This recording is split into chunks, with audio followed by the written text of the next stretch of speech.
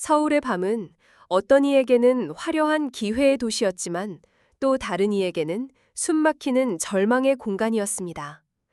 45의 이민우에게 서울의 밤은 후자에 더 가까웠습니다. 차가운 밤바람이 옷깃을 파고드는 새벽, 민우는 종합병원 응급실 앞 벤치에 앉아 닳고 다른 가죽 가방을 꽉 움켜쥐고 있었습니다. 며칠 밤을 꼬박 세운 듯 그의 얼굴은 푸석했고 눈은 핏발이 서 있었습니다. 그는 10년 전 아내를 먼저 하늘로 떠나보내고 이제는 세상에 단 하나뿐인 혈육, 16살 딸아이와 힘겹게 살아가고 있는 평범한 남자였습니다. 간병인, 그것이 그의 직업이었습니다. 그는 다른 이의 아픈 가족을 돌보며 자신의 아픈 딸의 병원비를 벌어야 하는 기구한 운명의 아버지였습니다. 아휴, 이 선생님, 또 밤새우셨어요. 야간 근무를 마친 간호사가 안쓰러운 표정으로 그에게 따뜻한 캔커피 하나를 건넸습니다. 감사합니다. 민우는 힘없이 웃으며 커피를 받아들였습니다. 그의 머릿속은 온통 병실에 누워있는 딸, 서윤이에 대한 걱정뿐이었습니다. 서윤이는 태어날 때부터 약한 심장을 가지고 태어났습니다. 언제 터질지 모르는 시한폭탄을 안고 살아가는 딸을 위해 민우는 자신의 모든 것을 바쳐 일했습니다. 하지만 점점 더 비싸지는 치료비와 기약 없는 수술 대기 시간은 그의 어깨를 천근만근 짓누르고 있었습니다. 이 선생님, 혹시 일자리 아직 못 구하셨으면 제가 좋은 자리 하나 소개해드릴까요? 간호사의 말에 민우의 귀가 번쩍 뜨였습니다. 일자리요? 네, 제가 아는 분이 아주 급하게 입주 간병인을 구하고 있거든요. 페이가 지금 이 선생님이 하시는 일의 2배는 좋게 될 거예요. 2배? 그 한마디가 민우의 심장을 뛰게 만들었습니다. 그 돈이면 딸의 밀린 병원비를 해결하고 더 좋은 치료를 받게 해줄 수도 있었습니다. 제가 할 수 있을까요? 그럼요. 이 선생님만큼 성실하고 마음 따뜻한 분도 없는데요. 다만 간호사가 목소리를 낮췄습니다. 환자분이 좀 특별한 분이세요. 우리나라에서 모르는 사람이 없는 청아그룹의 한 회장님이시거든요. 청아그룹. 민우는 자신도 모르게 마른 침을 삼켰습니다. 청아그룹, 재계서열 5위 안에 드는 거대한 제국. 그런 대단한 사람을 자신이 감히 돌볼 수 있을까? 한 달 전에 갑작스러운 교통사고로 쓰러지셔서 지금 의식불명 상태라고 들었어요. 그래서 24시간 곁에서 돌봐줄 입이 무겁고 믿을 만한 사람을 찾고 있다고 해요. 제가 이 선생님을 강력하게 추천해드렸어요. 한번 해보시겠어요? 민우에게는 선택의 여지가 없었습니다. 이것은 하늘이 내려준 마지막 동아줄일지도 몰랐습니다.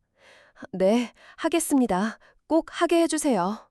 며칠 후 민우는 색이 바랜 낡은 재킷을 입고 떨리는 마음으로 강남의 부촌에 위치한 거대한 저택 앞에 섰습니다.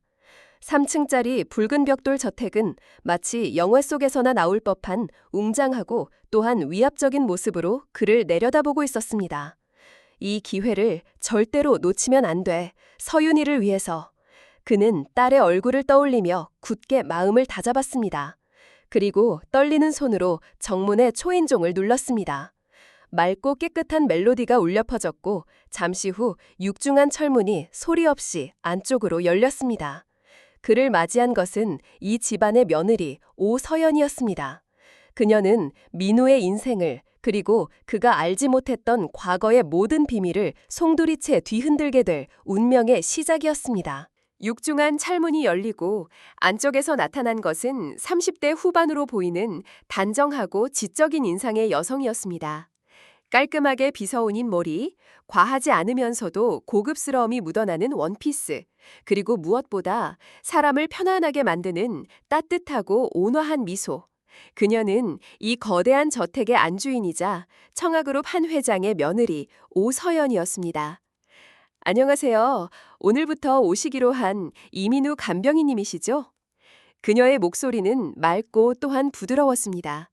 민우는 자신도 모르게 위축되는 것을 느끼며 급히 허리를 90도로 숙여 인사했습니다. 네, 안녕하십니까? 이민우입니다. 잘 부탁드립니다. 어머, 말씀 편하게 하세요. 어서 들어오세요. 밖에서 기다리시느라 힘드셨죠? 서연은 민우의 낡은 가방을 직접 받아들려고 하며 그를 안으로 이끌었습니다.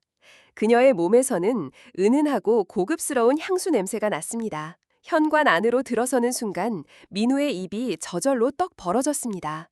바닥은 거울처럼 반짝이는 하얀 대리석으로 되어 있었고 높은 천장에는 수백 개의 크리스탈로 만들어진 거대한 샹들리에가 눈부신 빛을 뿜어내고 있었습니다. 벽면에는 그 가치를 짐작조차 할 수 없는 유명 화가들의 그림들이 걸려 있었고 복도 끝에는 살아있는 듯 생생한 조각상이 우아한 자태를 뽐내고 있었습니다. 많이 놀라셨죠? 저도 처음 이 집에 시집 왔을 때 정말 입을 다물지 못했답니다. 서연이 민우의 마음을 읽었다는 듯 상냥하게 웃으며 말했습니다. 그녀의 따뜻한 배려에 민우는 긴장이 조금 풀리는 것을 느꼈습니다. 하지만 동시에 자신의 초라한 행색이 이 화려하고 거대한 집과 너무나도 어울리지 않는다는 생각에 자신도 모르게 몸이 움츠러들었습니다. 어머님은 2층 침실에 계세요. 제가 안내해 드릴게요. 2층으로 올라가는 계단은 넓고 우아한 나선형 구조였습니다. 난간은 윤기가 흐르는 고급 원목으로 만들어져 있었고 계단마다 깔린 푹신한 카펫은 발걸음 소리마저 조용하게 흡수해버렸습니다. 여기가 어머님께서 지내시는 방이에요. 서연이 복도 끝에 있는 육중한 원목문을 조용히 열었습니다. 방 안은 바깥의 화려함과는 달리 차분하고 정갈하게 정돈되어 있었습니다. 중앙에는 병원에서 사용하는 것과 똑같은 최신식 의료용 침대가 놓여 있었고 그 주변에는 각종 첨단 의료 장비들이 조용한 소리를 내며 작동하고 있었습니다. 그리고 침대 위에 한 명의 노부인이 조용히 잠든 듯이 누워 있었습니다. 어머님께서 한 달 전 불의의 교통사고로 뇌출혈로 쓰러지셨어요. 그 후로 계속 의식이 없으셔서 이렇게 서연의 목소리가 안타까움으로 희미하게 떨렸습니다. 하지만 그 순간 민우는 그녀의 목소리를 더 이상 들을 수 없었습니다. 그는 침대 위에 누워있는 그 노부인의 얼굴을 보는 순간 온몸이 마치 전기에 감전된 것처럼 그 자리에 얼어붙어 버렸습니다. 심장이 쿵 하고 바닥으로 떨어지는 것 같았습니다. 머릿속이 하얗게 비었고 손끝부터 온몸의 피가 차갑게 식어가는 것이 느껴졌습니다. 어, 엄마? 그의 입술이 자신도 모르게 아주 작게 떨렸습니다. 침대 위에 누워있는 노부인의 얼굴. 깊게 팬 주름과 세월의 흔적이 가득했지만 그 얼굴의 윤곽, 굳게 담은 입술의 모양, 그리고 오뚝한 콧날바지. 모든 것이 그의 기억 속에 사진처럼 박혀있는 바로 그 얼굴과 너무나도 똑같았습니다. 40년 전 5살 어린 아들의 손을 놓고 매정하게 뒤돌아서서 떠나버렸던 자신의 어머니. 아니야, 그럴 리가 없어. 그냥 닮은 사람일 뿐이야. 민호는 혼란스러운 머릿속을 애써 부정하며 고개를 저었습니다. 저기, 괜찮으세요? 갑자기 얼굴이 새하얗게 질리셨는데. 아, 아닙니다. 괜찮습니다. 처음이라 제가 좀 긴장했나 봅니다. 민우는 가까스로 어색한 미소를 지어 보였습니다. 하지만 그의 심장은 여전히 미친 듯이 뛰고 있었습니다. 바로 그때 서현이 민우의 얼굴과 침대에 누워있는 시어머니의 얼굴을 번갈아 쳐다보더니 갑자기 손뼉을 짝 쳤습니다. 어머나, 세상에 정말 신기하네요. 네? 이 선생님, 저희 어머님이랑 정말 많이 닮으셨어요. 서현이 순수한 감탄의 목소리로 말했습니다. 제가 처음 뵈었을 때부터 어디서 많이 뵌 분 같다, 누군가 닮았다 싶었는데 세상에 저희 어머님이셨네요. 혹시 어디 가서 사람들이 보면 진짜 모자 사이라고 해도 믿겠어요. 서연은 순진하게 웃으며 말했지만 민우에게는 그 말이 마치 거대한 망치가 자신의 머리를 내리치는 것처럼 큰 충격으로 다가왔습니다. 그런가요? 민우는 목이 꽉 메어와 제대로 된 대답을 할 수가 없었습니다. 그는 어색하게 웃어 넘겼지만 마음속에서는 거대한 폭풍이 휘몰아치고 있었습니다. 만약 정말로 이분이 내 어머니라면. 그의 머릿속이 수만 가지의 질문과 감정으로 복잡하게 얽혀들어가기 시작했습니다. 왜 어머니는 나를 버리고 이런 부잣집의 회장님이 되어 있는 것일까? 그렇다면 저기 저 사람들은 나의 형제란 말인가? 그때 현관 쪽에서 다른 남자의 목소리가 들려왔습니다. 여보, 나 왔어. 간병인님은 오셨나? 회사의 아들이자 이 집안의 실질적인 가장인 강지석이었습니다. 그 역시 아내와 마찬가지로 부드럽고 신사적인 분위기를 풍기는 성공한 사업가의 모습이었습니다. 어머, 여보, 마침 잘 왔어요. 이것 좀 봐요. 새로 오신 간병인 선생님인데 어머님이랑 정말 똑같이 생기지 않았어요? 아내의 말에 강지석 역시 민우의 얼굴을 유심히 바라보더니 이내 눈을 동그랗게 떴습니다. 허허, 정말 그렇네. 이야, 세상에 이런 우연이 다 있나. 선생님, 저희 어머니와 혹시 먼 친석이라도 되시는 거 아닙니까? 지석 역시 악의 없는 농담을 던지며 유쾌하게 웃었습니다.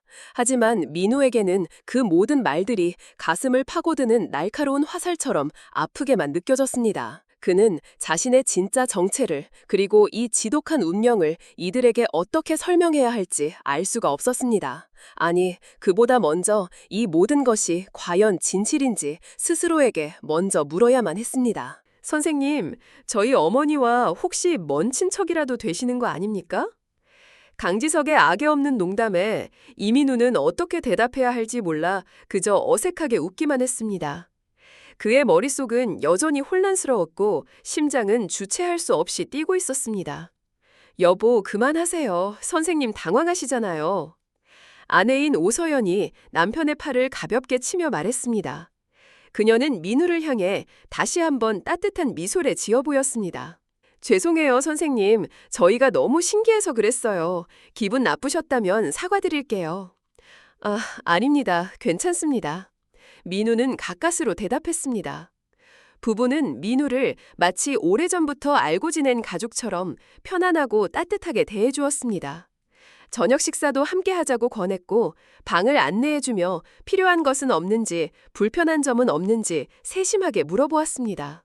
선생님께서 지내실 방은 바로 어머님 방 건너편입니다. 언제든 어머님 상태를 확인하실 수 있도록 저희가 특별히 마련했습니다. 식사는 저희와 함께 하셔도 되고 불편하시면 따로 가정부에게 부탁하셔도 됩니다. 편하게 말씀해 주세요. 민우는 이런 과분한 대접을 받아보는 것이 난생 처음이라 고마우면서도 몸둘 바를 몰랐습니다. 그는 그저 연신 고개를 숙이며 감사하다는 말만 반복할 뿐이었습니다. 그날 밤 저녁 식사를 마친 후 부부는 각자의 방으로 돌아갔습니다. 거대한 저택에는 고요한 정적만이 감돌았습니다. 민우는 본격적인 간병 업무를 시작했습니다. 그는 혈압과 맥박, 체온을 꼼꼼히 체크했고 수액이 제대로 들어가고 있는지 확인했습니다. 모든 것을 완벽하게 해내야 한다는 책임감이 그의 어깨를 짓눌렀습니다. 하지만 그의 마음은 자꾸만 다른 곳으로 향하고 있었습니다. 아니야, 그럴 리가 없어. 세상에 닮은 사람이 얼마나 많은데. 그는 고개를 저으면서 애써 그 기묘한 생각을 떨쳐내려 했습니다. 하지만 그럴수록 침대에 누워있는 노부인의 얼굴이 그의 기억 속에 있는 어머니의 얼굴과 더욱더 선명하게 겹쳐 보였습니다. 만약 정말로 우리 엄마가 맞다면 바로 그때 그의 메마른 가슴 속에 아주 작고 또한 간절한 희망의 불씨 하나가 피어오르기 시작했습니다. 만약 이분이 정말 자신의 어머니라면, 그래서 자신이 이 집안의 잃어버린 아들이 맞다면, 어쩌면 자신의 인생을 짓누르고 있던 이 모든 고통과 절망에서 벗어날 수 있을지도 모른다는 생각. 무엇보다 사랑하는 딸 서윤이의 수술비를 더 이상 걱정하지 않아도 될지 모른다는 생각. 그 생각은 너무나도 달콤해서 오히려 비현실적으로 느껴질 정도였습니다. 아니야, 이민우, 정신 차려. 헛된 꿈 꾸지 마. 너는 그저 돈을 받고 고용된 간병인일 뿐이야. 그는 스스로를 다그쳤습니다. 하지만 한번 피어오른 희망의 불씨는 그의 의지와는 상관없이 점점 더 커져만 가고 있었습니다. 그는 이 기이하고도 운명떨인 만남의 끝에 과연 무엇이 기다리고 있을지 두려우면서도 또한 간절하게 기대하기 시작했습니다. 그 희망이 곧 자신을 더 깊은 절망의 나락으로 떨어뜨릴 잔인한 미끼에 불과했다는 사실을 그는 아직 알지 못했습니다. 그날 이후 이민우의 시간은 두 갈래로 나뉘어 흐르기 시작했습니다. 낮에는 그는 한치의 오차도 없는 완벽한 간병인이었습니다. 그는 정해진 시간에 맞춰 회장님의 자세를 바꿔드리고 욕창이 생기지 않도록 마사지를 했으며 비위관을 통해 영양액을 공급했습니다. 그의 성실하고 꼼꼼한 일처리에 아들인 강지석과 며느리 오서연은 깊은 신뢰를 보냈습니다. 하지만 모두가 잠든 깊은 밤이 되면 그는 간병인 이민우가 아닌 잃어버린 어머니를 찾는 아들 이민우로 돌아왔습니다. 그는 어둠 속에서 말없이 침대에 누워있는 노부인의 얼굴을 몇 시간이고 하염없이 바라보곤 했습니다. 보면 볼수록 그의 마음속 의심은 점점 더 커져만 갔습니다. 세상에 이렇게까지 닮을 수가 있을까? 그는 자신의 기억을 필사적으로 더듬었습니다. 40년이라는 긴 세월은 5살 어린아이의 기억을 희미하게 마모시켰지만 그럼에도 불구하고 결코 잊을 수 없는 몇몇 장면들이 낡은 사진처럼 남아 있었습니다. 자신을 향해 웃어주던 어머니의 따뜻한 미소, 자신을 재워주며 불러주시던 나지막한 자장가 소리, 그리고 그의 뇌리에 번개처럼 하나의 강렬한 기억이 스쳐 지나갔습니다. 흉터. 그렇습니다. 어머니에게는 흉터가 있었습니다. 그날은 몹시도 추운 겨울밤이었습니다. 낡은 연탄 아궁이에서 불길이 치솟았습니다. 어린 민우는 방 안에 가득 찬 매캐한 연기와 뜨거운 열기에 겁에 질려 울고만 있었습니다. 그때 잠들어 있던 어머니가 비명을 지르며 깨어났습니다. 그녀는 망설임 없이 불길 속으로 뛰어들어 방구석에 숨어있던 아들을 감싸 안았습니다. 그리고 밖으로 빠져나가려던 바로 그 순간 타오르던 문틀에 불붙은 파편 하나가 그녀의 팔 위로 떨어졌습니다. 어머니는 고통스러운 비명을 질렀지만 끝까지 아들을 놓지 않았습니다. 그날 이후 어머니의 왼쪽 팔뚝 안쪽에는 마치 초승달 모양 같은 희고 선명한 화상 흉터가 남게 되었습니다. 민호는 그 흉터를 만지며 울던 자신에게 어머니가 웃으며 말해주었던 것을 기억했습니다. 괜찮아 우리 아들, 이건 엄마가 너를 얼마나 사랑하는지 훈장이란다. 그 기억이 떠오르는 순간 민호의 심장이 다시 미친 듯이 뛰기 시작했습니다. 확인해봐야 해. 반드시 확인해봐야만 해. 다음 날 아침 민호는 회장님의 혈압을 재고 환자복을 갈아입혀드리는 시간이 되기를 초조하게 기다렸습니다. 마침내 시간이 되었을 때는 그의 손은 미세하게 떨리고 있었습니다. 그는 평소처럼 아주 자연스럽게 회장님의 팔을 들어 올렸습니다. 그리고 환자복 소매를 걷어 올리는 척하며 그의 시선은 오직 한 곳, 회장님의 왼쪽 팔뚝 안쪽을 향해 있었습니다. 그리고 마침내 그는 보았습니다. 그곳에 있었습니다. 세월이 흘러 희미해지기는 했지만 분명한 초승달 모양의 하얀 화상 흉터. 그의 기억 속에 있던 어머니의 흉터와 정확히 같은 위치에 정확히 같은 모양으로 자리하고 있었습니다. 쿵! 민호는 자신의 심장이 멈추는 소리를 들었습니다. 온몸의 피가 거꾸로 솟구치는 듯 했습니다. 엄마, 정말 우리 엄마가 맞았구나. 그의 눈에서 뜨거운 눈물이 왈칵 쏟아져 내렸습니다. 40년 동안 가슴속 깊은 곳에 묻어두었던 그리움과 원망, 그리고 서러움이 한꺼번에 터져 나왔습니다. 그는 자신도 모르게 회장님의 팔을 붙잡고 어린아이처럼 흐느끼기 시작했습니다. 어머니, 왜 이제야? 그는 더 이상 자신의 감정을 통제할 수 없었습니다. 그렇게 한참을 울고 있었을 때였습니다. 이 선생님, 지금 뭐 하시는 거예요? 방문이 열리며 며느리인 오서연이 놀란 얼굴로 들어왔습니다. 그녀의 눈에 시어머니의 팔을 붙잡고 울고 있는 민우의 모습이 기이하게 비쳤습니다. 민우는 화들짝 놀라 급히 눈물을 닦고 일어섰습니다. 죄송합니다. 제가 잠시... 그는 뭐라고 변명해야 할지 알 수가 없었습니다. 하지만 그의 눈물 젖은 얼굴과 그가 붙잡고 있던 시어머니의 팔뚝, 그리고 그 위에 선명하게 보이는 흉터, 이 모든 것을 본 서연의 얼굴에 아주 미묘한 깨달음의 빛이 스쳐 지나갔습니다. 그녀의 시선이 민우의 얼굴과 시어머니의 얼굴을 다시 한번 천천히 번갈아 훑었습니다. 그리고 그녀의 입에서 아주 조심스러운 하지만 확신에 찬 목소리가 흘러나왔습니다. 혹시 선생님, 그녀는 민우의 인생을 뒤바꿀 바로 그 질문을 던졌습니다. 저희 어머님의 잃어버린 아드님이 맞으신가요? 저희 어머님의 잃어버린 아드님이 맞으신가요? 우서연의 그 조심스러운 질문에 이민우는 더 이상 자신의 감정을 숨길 수도 숨길 필요도 없다는 것을 깨달았습니다. 그는 고개를 떨군 채 지난 40년간 자신의 가슴 속에만 담아두었던 아픈 과거의 이야기를 떨리는 목소리로 털어놓기 시작했습니다.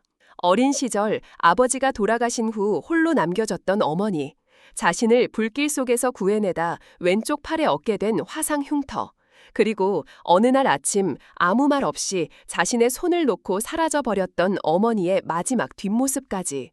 그의 이야기는 길고 또한 슬펐습니다. 이야기를 하는 내내 그의 눈에서는 뜨거운 눈물이 멈추지 않았습니다. 서연은 그의 기구한 사연을 아무 말 없이 끝까지 들어주었습니다. 그녀의 눈가 역시 촉촉하게 젖어 있었습니다. 그녀는 민호의 이야기가 모두 끝난 뒤에도 한참 동안이나 깊은 생각에 잠겨 있었습니다. 그랬었군요. 정말 힘든 세월을 보내셨네요. 그녀는 진심으로 그의 아픔에 공감해 주었습니다. 사실 저희도 어머님의 과거에 대해서는 자세히 알지 못합니다. 아버님과 재혼하시기 전의 삶에 대해서는 단 한 번도 말씀해 주신 적이 없으셨거든요. 다만 아주 어린 아들을 어쩔 수 없는 사정으로 잃어버렸다는 이야기만 아주 어렴풋이 들었을 뿐입니다. 서현의 그 말은 민우의 희망에 더욱 큰 불을 지폈습니다. 바로 그때 남편인 강지석이 밖에서 들어와 침실로 들어왔습니다. 여보, 이게 무슨 일이야? 이 선생님 왜 울고 계시는 거야? 서연은 남편에게 방금 전 민우에게 들었던 모든 이야기를 조용히 설명해 주었습니다. 이야기를 듣는 내내 지석의 표정 역시 놀라움과 안타까움으로 변해갔습니다. 세상에, 그런 일이. 지석은 민호의 앞에 다가와 그의 어깨를 따뜻하게 감쌌습니다. 선생님, 그동안 정말 고생 많으셨습니다. 그는 재벌 2세의 거만함이 아닌 한 인간으로서의 진심 어린 위로를 건네주었습니다. 저희도 선생님께서 저희 어머님의 아드님이셨으면 좋겠습니다. 하지만 선생님께서도 아시다시피 이런 문제는 감정만으로는 해결할 수 없는 일입니다. 확실한 과학적인 증거가 필요합니다. 그의 말은 냉정했지만 또한 합리적이었습니다. 민호 역시 고개를 끄덕였습니다. 네, 알고 있습니다. 지석은 아내 서연과 잠시 눈빛을 교환하더니 이는 결심한 듯 민우에게 중대한 제안을 했습니다. 선생님, 저희가 비밀리에 유전자 검사를 한번 진행해 보는 것이 어떻겠습니까? 유전자 검사요? 네, 저희 그룹과 연계된 보안이 철저한 최고 수준의 검사기관이 있습니다. 그곳이라면 외부에 알려질 걱정 없이 가장 빠르고 정확하게 친자 관계를 확인할 수 있을 겁니다. 어머님의 머리카락 몇 올과 선생님의 구강세포만 있으면 됩니다. 그의 제안에 민우의 가슴이 다시 한번 희망으로 부풀어 올랐습니다. 제가 정말 그래도 될까요? 물론입니다. 저희도 진실을 알고 싶습니다. 만약 선생님께서 정말 저희의 잃어버린 가족이 맞으시다면 저희는 두 팔 벌려 선생님을 환영할 겁니다. 저희에게는 돌아가신 아버지를 대신할 새로운 형님이 생기는 것이니까요. 지석의 그 따뜻한 한마디에 민우는 결국 참았던 울음을 다시 터뜨리고 말았습니다. 그는 자신이 지난 40년간 겪었던 모든 서름과 고통을 이 따뜻한 부부 앞에서 모두 보상받는 듯한 기분이었습니다. 다음 날 모든 것은 일사천리로 진행되었습니다. 서현이 의식 없는 시어머니의 머리카락 몇 올을 조심스럽게 채취했습니다. 그리고 민우는 검사기관에서 보낸 직원을 통해 자신의 구강세포 샘플을 전달했습니다. 결과는 빠르면 이틀 뒤에 나올 겁니다. 그때까지 아무 걱정하지 마시고 편안한 마음으로 기다려주세요. 그날 이후 민우의 세상은 180도 달라졌습니다. 그는 자신의 인생에서 가장 행복하고 또한 가장 희망에 가득 찬 며칠을 보내게 되었습니다. 그는 더 이상 회장님을 단순한 환자로 대하지 않았습니다. 그는 자신의 어머니를 40년 만에 되찾은 어머니를 지극정성으로 돌보았습니다. 그는 어머니의 손을 잡고 자신이 살아온 지난 세월의 이야기들을 나지막이 들려주었습니다. 어머니, 저 결혼도 했었어요. 하늘나라에 먼저 간 제 아내, 정말 착하고 예쁜 사람이었어요. 그리고 어머니께 꼭 보여드리고 싶은 제 딸아이가 있어요. 어머니의 손녀딸이에요. 이름은 서윤이라고 해요. 어머니를 꼭 닮아서 마음씨가 비단결같이 곱답니다. 그는 의식 없는 어머니의 귓가에 딸 서윤이에 대한 자랑을 끝도 없이 늘어놓았습니다. 그는 앞으로 펼쳐질 장밋빛 미래를 꿈꾸기 시작했습니다. 만약 자신이 정말 이 집안의 아들이 맞다면 그는 가장 먼저 딸 서윤이의 수술을 시켜줄 것이었습니다. 세상에서 가장 좋은 의사에게 가장 좋은 치료를 받게 해줄 것이었습니다. 그리고 다시 세상을 보게 된 딸의 손을 잡고 할머니에게, 바로 자신의 어머니에게 자랑스럽게 인사시켜줄 것이었습니다. 그는 자신을 아들처럼, 형님처럼 따뜻하게 대해주는 지석과 서현 부부와 진짜 가족이 되어 행복하게 살아가는 자신의 모습을 그려보았습니다. 40년간의 지독했던 외로움과 가난이 마침내 끝나는 것 같았습니다. 그에게 이 저택은 더 이상 차가운 고용주의 집이 아니었습니다. 그곳은 자신이 마침내 돌아온 따뜻하고 아늑한 우리 집이었습니다. 그는 자신의 기구했던 인생에도 마침내 찬란한 햇살이 비치기 시작했다고 굳게 믿었습니다. 그 희망이 곧 자신을 산산조각 낼 가장 잔인하고 교활한 거짓의 그림자였다는 사실을 그는 꿈에도 알지 못한 채 말입니다. 이틀이라는 시간은 이민우에게는 천국과도 같았습니다. 그는 잠시나마 세상의 모든 고통을 잊고 다가올 행복을 꿈꾸었습니다. 하지만 그 꿈은 너무나도 허무하고 또한 잔인하게 산산조각 나버렸습니다. 약속했던 이틀이 지난 오후, 강지석이 심각하고 무거운 표정으로 민우를 불렀습니다. 그의 손에는 병원에서 발급된 것으로 보이는 두툼한 서류 봉투 하나가 들려 있었습니다. 선생님, 지석의 목소리는 평소와 달리 낮고 무겁게 가라앉아 있었습니다. 그 목소리를 듣는 순간 민우의 심장이 쿵 하고 내려앉았습니다. 무언가 잘못되었다는 것을 본능적으로 직감했습니다. 거실 소파에 민우와 지석, 그리고 아내 서현이가 마주 앉았습니다. 순덕 아주머니도 멀리서 불안한 표정으로 상황을 지켜보고 있었습니다. 선생님, 결과가 나왔습니다. 지석이 천천히 서류 봉투를 뜯었습니다. 그의 얼굴에는 안타까움과 미안함이 뒤섞인 복잡한 표정이 떠올라 있었습니다. 그는 서류를 꺼내어 한참 동안이나 말없이 들여다보더니 이내 깊은 한숨과 함께 어렵게 입을 열었습니다. 선생님, 그가 부르는 그 한마디에 민우는 온몸의 피가 차갑게 식어버리는 것을 느꼈습니다. 정말 안타깝고 유감스럽지만 지석의 목소리가 무겁게 이어졌습니다. 친자 관계가 성립하지 않는다고 나왔습니다. 그 순간 민우의 세상이 무너져 내렸습니다. 귀에서 웅 하는 이명이 들렸고 눈앞이 새하얗게 변했습니다. 그가 지난 이틀 동안 쌓아 올렸던 그 찬란하고 아름다웠던 희망의 성이 와르르 소리를 내며 한순간에 먼지처럼 사라져버리는 것 같았습니다. 그럴 리가요. 민우의 목소리는 거의 들리지 않을 만큼 떨리고 있었습니다. 분명히 화상 흉터도 똑같고 얼굴도 그렇게나 닮았는데 저희도 정말 믿을 수가 없습니다. 하지만 과학적으로는 친자관계 확률이 0%라고 나왔습니다. 저희도 이 결과를 믿을 수밖에 없습니다. 지석이 결과지를 민우에게 보여주었습니다.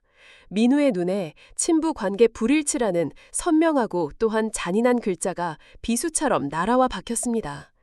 이럴 수가. 민우는 고개를 흔들며 현실을 부정하려 했습니다. 지난 이틀 동안 느꼈던 그 눈부신 행복이 모두 자신의 어리석은 착각과 헛된 망상이었다는 사실을 그는 도저히 받아들일 수가 없었습니다. 내가 정말 바보였구나. 그의 목소리가 점점 작아졌습니다. 희망이 사라진 자리에는 감당할 수 없는 거대한 수치심과 절망감이 해일처럼 밀려왔습니다. 정말 죄송합니다. 제가 주제도 모르고. 그는 50평생을 살면서 이렇게까지 창피하고 절망적인 순간은 처음이었습니다.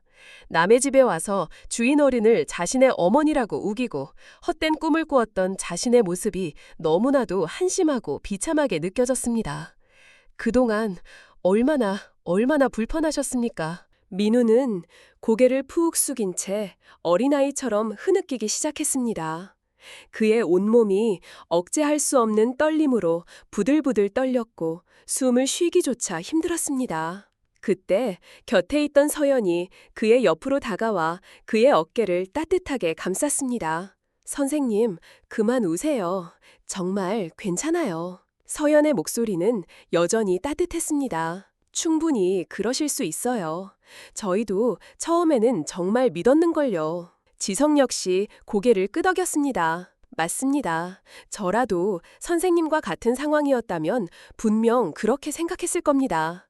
그러니 너무 자책하지 마세요. 부부의 그 따뜻한 위로에 민호는 오히려 더욱 미안하고 죄스러워졌습니다. 정말 감사합니다. 이 은혜를 제가 어떻게 갚아야 할지. 저희 어머님을 지금처럼만 정성껏 돌봐주세요. 지석이 말했습니다. 그것이 선생님께서 저희에게 해주실 수 있는 가장 큰 일입니다. 이제 그만 오시고 힘내세요. 서연이 부드러운 손수건으로 민우의 눈물을 닦아주었습니다. 그날 밤 민우는 홀로 회장님의 병실을 지키며 자신의 어리석었던 꿈을 조용히 접어야만 했습니다. 유전자 검사 결과에 대한 실망감은 컸지만 그럼에도 불구하고 자신을 따뜻하게 감싸준 이 집 가족들의 배려에 그는 깊이 감동했습니다. 그는 어떻게든 이 은혜에 보답하고 싶었습니다. 그래, 이제 헛된 생각은 버리자. 나는 간병인이다. 내게 주어진 일에 최선을 다하자. 그래서 회장님께서 하루빨리 의식을 되찾으실 수 있도록 돕는 거야. 민호는 회장님의 손을 잡고 조용히 그리고 또한 굳게 다짐했습니다. 그의 짧았던 꿈은 그렇게 차가운 현실의 벽 앞에서 산산이 부서져 내리고 있었습니다. 유전자 검사의 충격적인 결과 이후 이 민우는 며칠 동안 넋이 나간 사람처럼 지냈습니다. 그는 기계처럼 정해진 시간에 회장님의 식사를 챙기고 자세를 바꿔드리고 몸을 닦아드렸습니다. 하지만 그의 눈에는 이전에 따뜻하고 희망에 찼던 빛이 완전히 사라져 있었습니다. 그는 자신의 어리석은 착각과 헛된 꿈이 만들어낸 이 거대한 저택 안에서 하루라도 빨리 벗어나고 싶었습니다. 그만둬야겠다. 그는 며칠 밤낮을 고민한 끝에 이 간병인 일을 그만두기로 결심했습니다. 이 집에 더 이상 머무르는 것은 자신의 상처를 계속해서 후벼 파는 고통스러운 일일 뿐이었습니다. 또한 자신을 동정의 눈으로 바라보는 이 집 가족들을 더 이상 마주할 자신이 없었습니다. 다음 날 아침, 그는 강지석 사장에게 일을 그만두겠다고 말씀드리기로 마음먹었습니다. 그가 무거운 발걸음으로 2층 복도를 걸어가고 있을 때였습니다.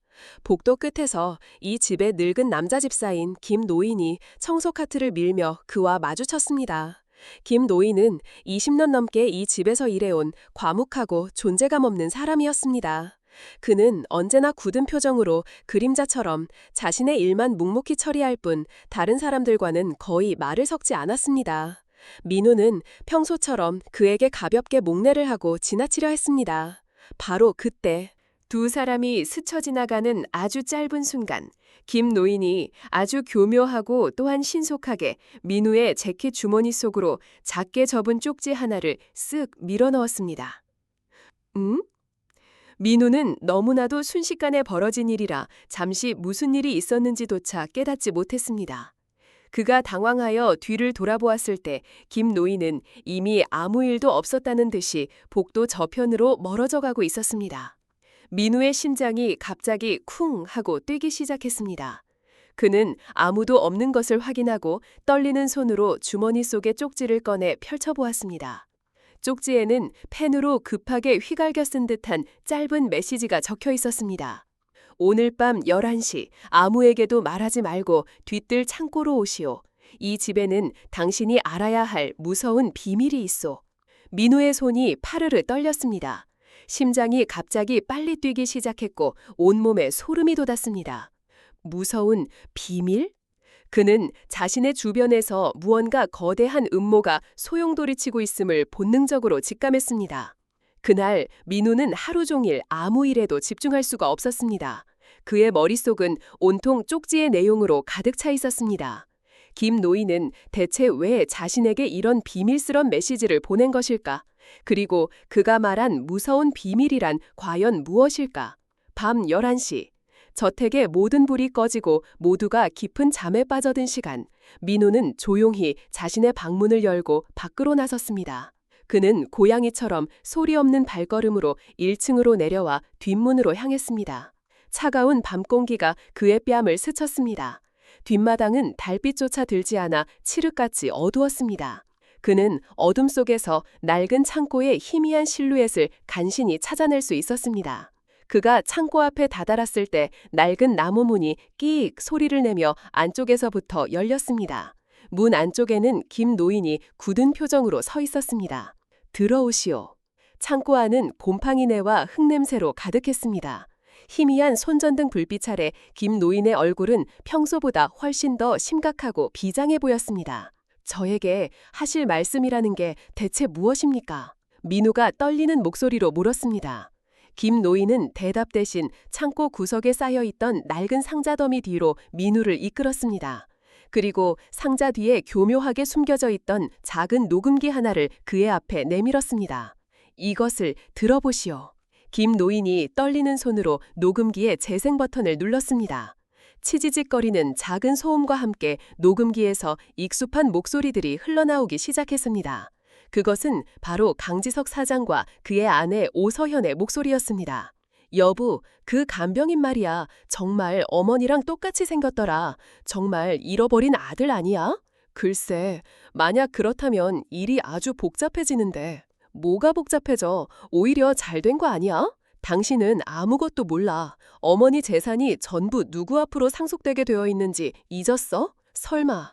아, 맞다. 만약 잃어버린 아들이 나타나면 상속법에 따라 유산의 절반 이상을 그 아들이 가져가게 되지. 그럼 우리는 그래, 우리가 지난 몇 년간 이 집에서 죽은 듯이 어머님 비위 맞추며 고생한 게 전부 허사가 되어버리는 거라고. 그럼 여보 어떻게 해? 유전자 검사 그냥 하지 말까? 아니, 해야지. 하되. 녹음기 속에서 강지석의 목소리가 뱀처럼 차갑고 교활하게 낮아졌습니다.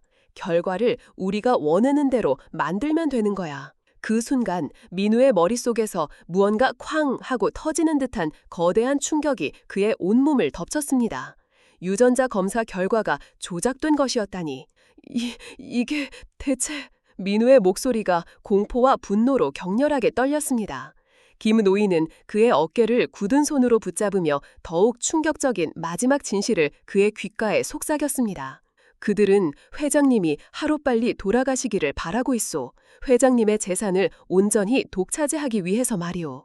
회장님의 재산을 온전히 독차지하기 위해서 말이오. 김노인의 그 나지막한 한마디는 이민우의 머릿속을 헤집어 놓았던 모든 혼란스러운 조각들을 하나의 끔찍하고도 명확한 그림으로 완성시켰습니다.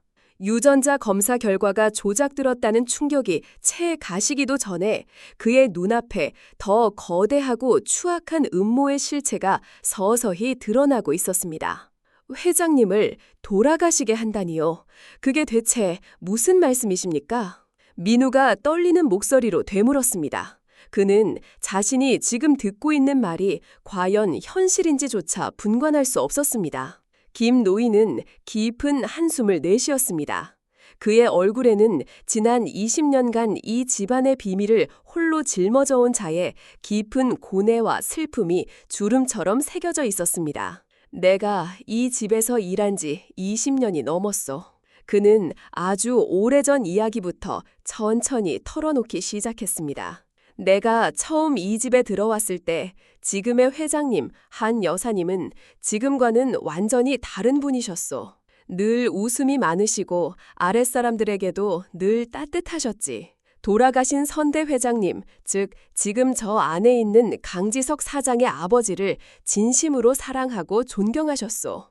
하지만 선대 회장님께서 갑작스럽게 돌아가시고 강 사장이 회사를 물려받으면서 모든 것이 변하기 시작했소. 강 사장은 아버님과는 완전히 다른 사람이었지. 그는 야망이 컸고 또한 무자비했소. 그는 자신의 성공을 위해서라면 그 어떤 더러운 짓도 마다하지 않는 그런 종류의 인간이었지. 김 노인의 목소리에 깊은 경멸이 묻어나왔습니다. 그는 자신의 친어머니인 한 여사님을 그저 자신의 사업을 위한 걸림돌이나 자금줄 정도로만 여겼소. 한 여사님께서 아들의 그런 모습을 보고 얼마나 상심하셨는지 결국 아들과의 다툼 끝에 모든 경영 일선에서 물러나 이 집안에 갇히다시피 지내게 되신 것이요. 그리고 김 노인은 마침내 가장 끔찍한 진실을 민우의 눈앞에 꺼내놓았습니다. 한 달 전 회장님의 교통사고, 그것은 단순한 사고가 아니었소. 네? 나는 보았소. 사고가 나기 며칠 전부터 강 사장이 회장님의 운전기사와 비밀리에 만나 무언가를 건네는 것을, 그리고 사고 당일 브레이크가 파열되었다고 했지만 그건 너무나도 시기적절했지. 민우는 숨을 쉬는 것조차 잊어버렸습니다. 그리고 회장님께서 의식불명 상태에 빠지신 후 그들의 계획은 더욱 노골적으로 변했소. 김 노인은 창고 구석에 있던 작은 약상자 하나를 먼지를 털어내며 가져왔습니다. 그리고 그 안에서 민우가 매일 회장님께 투여하던 바로 그 특별 영양소액과 똑같은 생긴 앰플 하나를 꺼내들었습니다. 이것이요. 이 안에 그들이 회장님을 죽이기 위해 사용하는 독이 들어있소. 독이라니요? 아주 소량씩 천천히 심장 기능을 마비시키는 추적이 거의 불가능한 약물이라고 들었소. 의사들도 그냥 노환으로 인한 심장마비로 판단하게 될 것이라고 그들이 직접 말하는 것을 내가 똑똑히 들었소. 김 노인이 아까 그 녹음기를 다시 한번 틀었습니다. 이번에 흘러나온 것은 더욱 충격적인 내용이었습니다. 여보, 그 수액 말이야. 정말 흔적이 안 남는 거 확실해? 걱정 마. 내가 아는 의사한테 특별히 부탁해서 구한 거야. 서서히 심장 근육을 약화시키는 거라 부검을 해도 절대 원인을 찾아낼 수 없어. 2달 정도만 꾸준히 투여하면 아주 자연스럽게 잠자다 돌아가신 것처럼 보일 거야. 그래도 좀 무서운데? 무섭긴 뭐가 무서워. 이 지긋지긋한 노인네만 사라지면 이 모든 게 다 우리 건데 조금만 더 참아. 민우는 온몸에 힘이 빠져나가는 것을 느꼈습니다. 그는 비틀거리며 창고 벽에 몸을 기댔습니다. 내가 지난 며칠 동안 내 손으로 내 어머니를 죽이고 있었단 말인가? 감당할 수 없는 죄책감과 분노가 그의 온몸을 집어삼키는 듯했습니다. 왜 저를? 그가 간신히 물었습니다.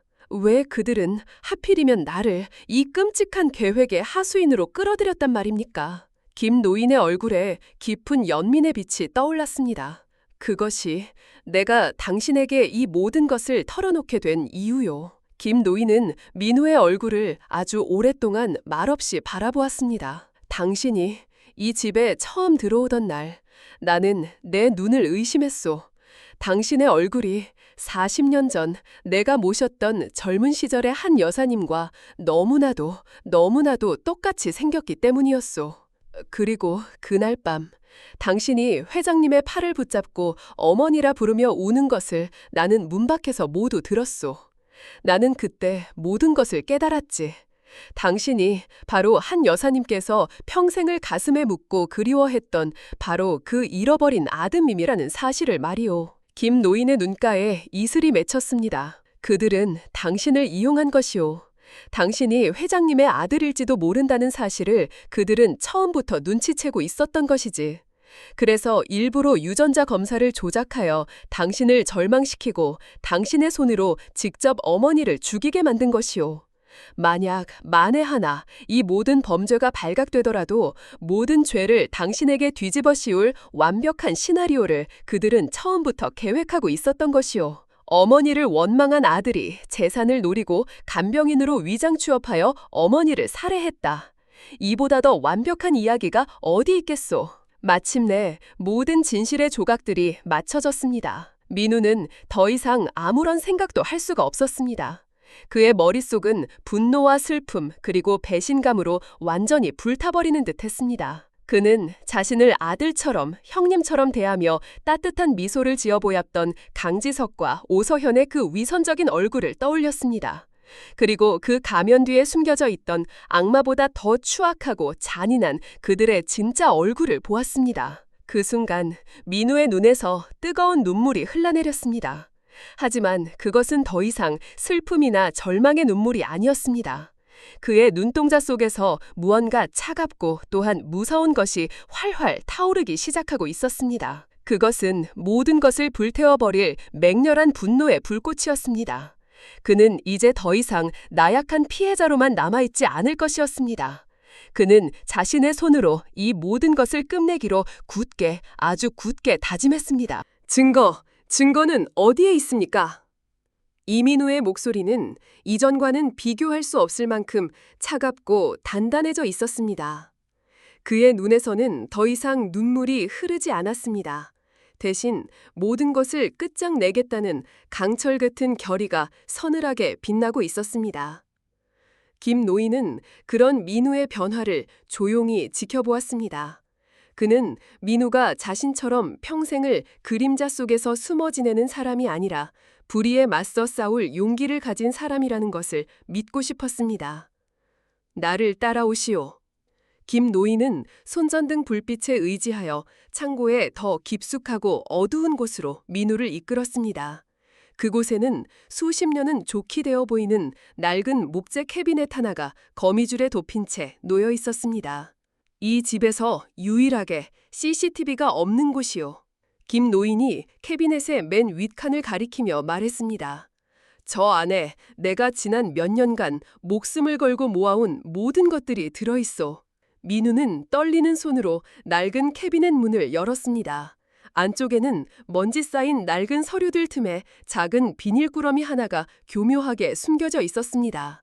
그는 조심스럽게 그 꾸러미를 꺼내들었습니다. 꾸러미를 열어보자 그 안에는 작은 USB 메모리 하나와 여러 장의 사진들 그리고 약병 몇 개가 들어있었습니다. USB 안에는 내가 지금까지 몰래 녹음해온 그들의 모든 대화 내용이 담겨 있어. 회장님을 어떻게 처리할 것인지, 재산을 어떻게 나눌 것인지, 그리고 당신을 어떻게 이용하고 버릴 것인지에 대한 그들의 모든 계획이 말이요. 민우는 USB를 자신의 목숨보다 더 소중하게 주머니 깊숙이 집어넣었습니다.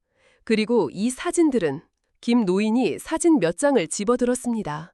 사진 속에는 며느리인 오서연이 주사기를 이용해 특별 영양수액 앰플에 정체불명의 액체를 주입하고 있는 모습이 선명하게 찍혀 있었습니다. 이것이 바로 그들이 독을 섞는 장면이요. 내가 위험을 무릅쓰고 몰래 촬영해둔 것이지. 그리고 이 약병은 그들이 사용하고 버린 빈 독약병이요. 결정적인 증거가 될 것이요. 모든 증거는 완벽했습니다. 이제 이 증거들을 가지고 경찰에 신고하기만 하면 저 악마 같은 부부의 모든 죄악을 만천하에 드러낼 수 있었습니다. 감사합니다. 정말 감사합니다, 어르신. 김 노인은 거친 손을 두 손으로 꽉 잡으며 말했습니다. 그의 목소리에는 뜨거운 감사가 담겨 있었습니다. 아니요, 내가 고맙소. 드디어 이 지옥 같은 집에서 정의를 실현할 용기 있는 사람이 나타나 주었으니. 두 사람이 서로를 바라보며 비장한 결의를 다지고 있던 바로 그 순간이었습니다. 철컥! 갑자기 창고의 낡은 철문이 바깥에서부터 거칠게 열리는 소리가 들렸습니다. 그리고 환한 손전등 불빛과 함께 차가운 목소리가 어둠을 갈랐습니다. 거기서 두 사람, 뭘 하고 있는 거지? 강지석이었습니다. 그의 옆에는 아내 오서현이 팔짱을 낀 채 의심과 분노가 뒤섞인 눈으로 그들을 노려보고 있었습니다. 사장님, 이건... 김 노인이 당황하여 무언가 변명하려 했지만 지석의 시선은 이미 민우의 손에 들려있는 비닐꾸러미에 정확히 꽂혀 있었습니다. 그 손에 들고 있는 건 뭔가? 지석의 목소리가 얼음처럼 차가워졌습니다. 그의 눈빛이 순식간에 부드러운 신사의 그것에서 잔인한 보식자의 그것으로 변해가고 있었습니다. 상황은 최악으로 치닫고 있었습니다. 이 선생님 그리고 김 집사님 두 분이서 이런 후미진 곳에서 아주 은밀한 대화를 나누고 계셨나 보군요. 서연이 차가운 미소를 지르며 비꼬는 말투로 말했습니다. 저희가 방해한 건 아닌지 모르겠습니다. 민우는 자신의 심장이 발끝으로 떨어지는 것을 느꼈습니다. 모든 것이 발각되고 말았습니다. 여보, 저 사람들 아무래도 무언가 알고 있는 것 같아. 지석이 아내에게 나지막이 속삭였습니다. 처리해야겠어. 더 이상은 내버려 둘 수 없어. 지석은 민우에게로 천천히 다가왔습니다. 이 선생님, 정말 실망스럽군요. 저희가 선생님을 얼마나 믿고 의지했었는데 어떻게 저희 뒤에서 이런 짓을 꾸미실 수가 있습니까? 무슨 말씀이신지. 이 집의 물건을 허락도 없이 뒤지고 훔쳐나가려 하다니. 이건 명백한 절도죄입니다. 당장 경찰에 신고해야겠군요. 그들은 모든 죄를 다시 한번 민우에게 뒤집어 씌우려 하고 있었습니다. 하지만 내가 마지막으로 자비를 베풀지. 지석이 민우의 눈앞에 손을 내밀었습니다. 그 손에 들고 있는 거 조용히 나에게 넘겨. 그리고 다시는 내 눈앞에 나타나지 마. 그러면 없었던 일로 해주지. 하지만 민우는 더 이상 과거의 그 나약한 남자가 아니었습니다. 그는 증거물이 담긴 꾸러미를 자신의 등 뒤로 감추었습니다. 그리고 지석의 눈을 똑바로 마주보며 단호하게 말했습니다. 싫습니다. 뭐라고? 이것은 당신들의 죄악이 담긴 증거입니다. 이것을 가지고 나는 당신들을 법의 심판대에 세울 것입니다. 민우의 그 선언에 지석의 얼굴에서 마지막 남은 위선의 가면이 완전히 벗겨져 내렸습니다. 그의 얼굴이 흉측한 분노로 일그러졌습니다. 이런 멍청한 새끼. 그는 더 이상 신사인 척하지 않았습니다. 여보, 계획을 앞당겨야겠어. 서연 역시 차갑게 고개를 끄덕였습니다. 그래, 어쩔 수 없지. 저들이 스스로 무덤을 판 것을. 지석이 민우를 향해 마지막 통첩을 날렸습니다. 좋다, 이민우. 네가 선택한 길이다. 너는 내일 아침 이 집에서 쫓겨나게 될 것이다. 네가 이 집의 규칙을 어겼다는 아주 그럴듯한 명분으로 말이지. 그리고 너는 평생 아무도 네 말을 믿어주지 않는 비참한 떠돌이 신세가 될 것이다. 내가 그렇게 만들어줄 테니까. 그 말을 끝으로 부부는 조용히 돌아섰습니다. 그리고 창고 문을 바깥에서 쾅 소리가 나게 닫아버렸습니다. 칠흑 같은 어둠과 절망이 다시 한번 민우와 김노인을 덮쳐왔습니다. 하지만 민우의 손에는 이제 세상을 뒤집을 수 있는 단 하나의 무기가 굳게 쥐어져 있었습니다. 다음 날 아침 8시, 이민우는 약속대로 거대한 저택에서 쫓겨났습니다. 강지석과 오서연 부부는 그의 앞에 두툼한 현금 봉투를 던지듯 내려놓았습니다. 이게 지금까지 일하신 급여입니다. 저희가 베푸는 마지막 호의이니 감사히 받으시죠. 강지석의 목소리에는 승리자의 오만함이 가득했습니다. 그리고 어젯밤 창고에서의 일은 꿈속에서 있었던 일이라고 생각하십시오. 만약 단 한 글자라도 외부에 발설할 시에는 그는 말을 끝맺지 않았지만 그 안에 담긴 서늘한 협박의 의미는 충분히 전달되고도 남았습니다. 민우의 딸 서윤이까지 무사하지 못할 것이라는 비열한 경고였습니다. 민우는 아무 말 없이 돈 봉투와 자신의 낡은 가방을 챙겨들었습니다. 그는 마지막으로 2층에 회장님 침실이 있는 쪽을 아주 오랫동안 말없이 올려다보았습니다. 그리고 굳게 담은 입술로 조용히 그 지옥 같았던 저택의 문을 나섰습니다. 저택의 육중한 철문이 그의 등 뒤에서 쾅 소리를 내며 닫히는 순간 그는 지난 며칠간의 모든 일들이 정말 한바탕의 악몽이었던 것처럼 허무하게만 느껴졌습니다. 그는 정처 없이 몇 시간을 걸었습니다. 버스 정류장 벤치에 주저앉은 그의 어깨는 세상의 모든 무게를 짊어진 듯 무겁게 축 처져 있었습니다. 이제 어떻게 해야 할까? 경찰에 신고해야 할까? 하지만 김 노인의 경고가 귓가에 맴돌았습니다. 그들은 경찰, 검찰 모두 소나귀에 쥐고 있소. 섣불리 움직였다간 당신 목숨도 위험하오. 그의 손에는 어젯밤 김 노인에게 받은 USB와 약병이 유일한 증거로 남아 있었습니다. 하지만 이 증거만으로는 부족했습니다. 그 교활한 부부가 얼마든지 빠져나갈 거짓말을 만들어낼 것이 뻔했습니다. 그들의 모든 죄악을 입증하고 그들의 위선적인 가면을 벗겨낼 가장 확실하고도 강력한 마지막 한 방이 필요했습니다. 그때 그의 손이 자신도 모르게 재킷 주머니 속으로 향했습니다. 주머니 안에는 구겨진 몇 장의 지폐와 함께 작은 비닐 지퍼백 하나가 손끝에 만져졌습니다. 그 안에는 어젯밤 김 노인이 창고에서 헤어지기 직전 몰래 그의 손에 쥐어주었던 회장님의 머리카락 몇 올이 들어있었습니다. 이것이 마지막 희망이다. 민우의 눈빛이 꺼져가던 불씨처럼 다시 희미하게 타오르기 시작했습니다. 그는 지석 부부가 건넨 돈 봉투를 열어보았습니다. 그 안에는 그의 한 달치 급여보다 훨씬 많은 두둑한 현금이 들어있었습니다. 입막음용으로 건넨 더러운 돈이었습니다. 좋다. 이 돈으로 너희들의 죄를 밝혀주지. 민우는 결심을 굳히고 자리에서 일어났습니다. 그의 발걸음은 더 이상 망설이지 않았습니다. 그는 시내의 한 사설 유전자 감식 연구소를 향해 버스에 올랐습니다.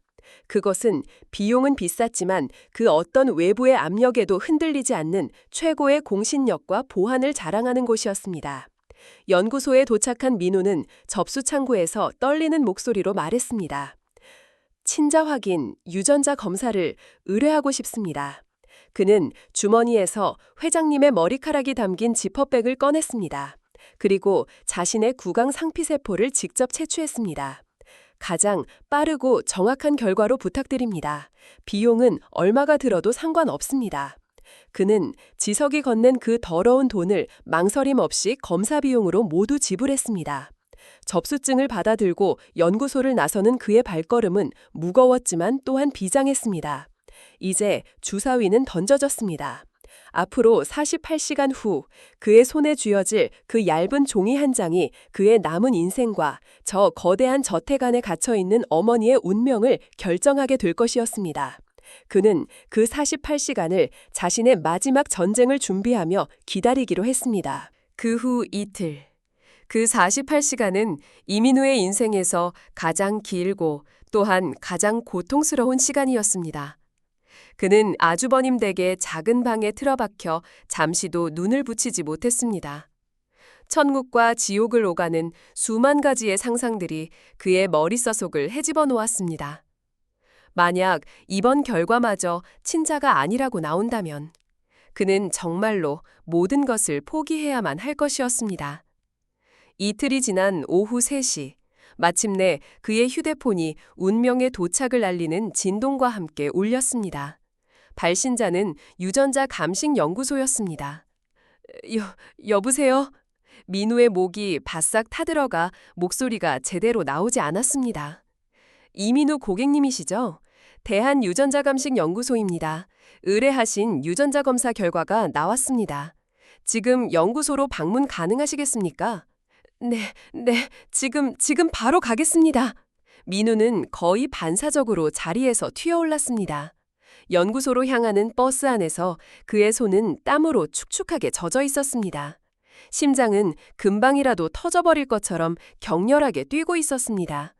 마침내 연구소에 도착한 민우는 접수 창구에서 자신의 이름을 말했습니다. 이민우입니다. 유전자 검사 결과 받으러 왔습니다. 직원이 컴퓨터를 확인하더니 보안 봉투 하나를 꺼내 그에게 건넸습니다. 그 얇은 봉투 하나가 천근만근처럼 무겁게 느껴졌습니다. 민우는 떨리는 손으로 봉투를 받아들었습니다. 그는 차마 그 자리에서 봉투를 뜯어볼 용기가 나지 않았습니다. 그는 봉투를 가슴에 품고 연구소 밖으로 나왔습니다. 가을바람이 차갑게 그의 뺨을 스쳤습니다. 그는 근처 공원 벤치에 힘없이 주저앉았습니다. 그리고 아주 오랫동안 손에 쥔 봉투를 그저 내려다보기만 했습니다. 괜찮아. 어떤 결과가 나오든 받아들여야 해. 그는 마침내 결심한 듯 떨리는 손으로 떨리는 부분을 천천히 뜯어냈습니다. 그의 심장박동 소리가 귀에 들릴 만큼 크게 울렸습니다. 드디어 결과지가 그의 손에 들렸습니다. 복잡한 숫자들과 어려운 유전학 용어들이 종이 위에 가득 적혀 있었습니다. 하지만 가장 중요한 부분은 가장 마지막 줄에 굵은 글씨로 선명하게 인쇄되어 있었습니다. 민우는 숨을 멈추고 그 마지막 한 줄을 읽어내려갔습니다. 검체 A, 모와 검체 B, 자의 유전자형을 비교 분석한 결과 친자 관계 확률은 99.999%로 친자 관계가 성립합니다. 순간 세상의 모든 소리가 멎었습니다. 민우의 눈이 믿을 수 없다는 듯 커졌습니다. 그는 결과지를 다시 한번 또다시 한번 확인했습니다. 혹시 꿈을 꾸고 있는 것은 아닌지 자신의 눈을 비벼보기도 했습니다. 하지만 그 글자들은 사라지지 않았습니다. 친자 관계 성립. 아, 아. 민우의 입에서 의미를 알 수 없는 낮은 신음이 터져 나왔습니다. 어머니, 그는 결과지를 가슴에 꽉 끌어안았습니다. 그리고 하늘을 향해 고개를 들었습니다. 그의 눈에서 뜨거운 눈물이 본물처럼 쏟아져 내리기 시작했습니다. 그것은 슬픔의 눈물이 아니었습니다. 그것은 40년간의 기나긴 외로움과 그리움이 마침내 끝났음을 알리는 환희의 눈물이었습니다. 그는 한참을 그렇게 어린아이처럼 소리내어 울었습니다. 그리고 그의 눈물이 멈췄을 때 그의 얼굴에는 더 이상 나약한 피해자의 모습은 남아있지 않았습니다.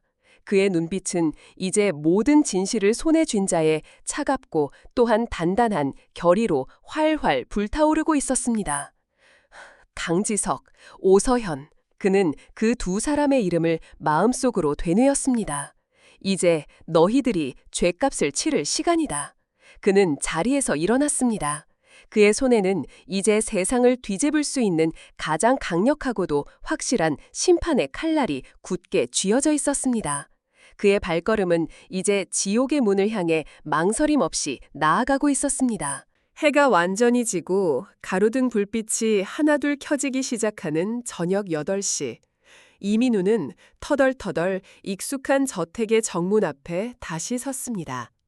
며칠 전 쫓겨나듯 떠나야 했던 바로 그 자리였습니다. 하지만 지금 그의 눈빛은 그 어느 때보다도 비장하고 또한 단단했습니다. 그의 손에는 자신의 운명을 바꿀 2장의 유전자 검사 결과지와 악마들의 죄악이 담긴 증거물 꾸러미가 굳게 쥐어져 있었습니다. 그는 깊게 숨을 한번 들이마시고 초인종을 눌렀습니다. 맑은 멜로디 소리가 고요한 저택 안으로 울려 퍼졌습니다. 잠시 후 현관문이 조심스럽게 열렸습니다.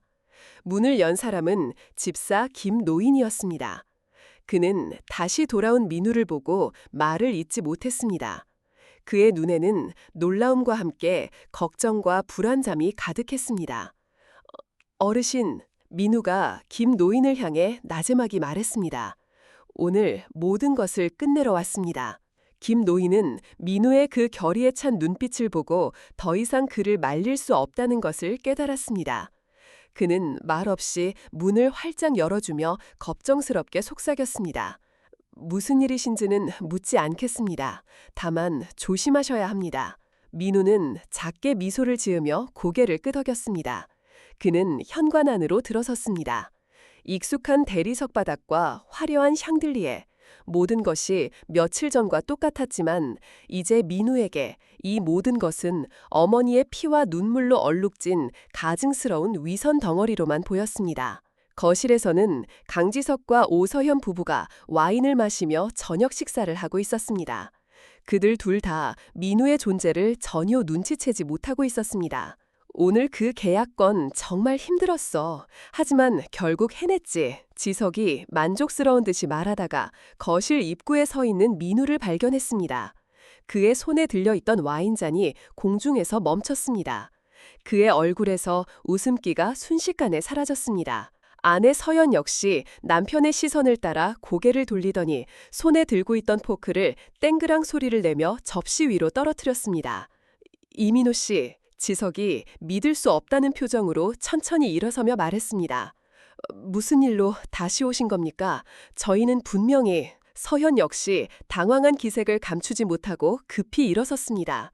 민우는 대답하지 않았습니다. 그는 거실 안으로 천천히 걸어 들어왔습니다.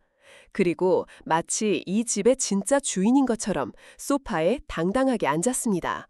회장님은 좀 어떠십니까? 민우가 차분하게 물었습니다. 그때 2층에서 다급한 발걸음 소리가 들렸습니다.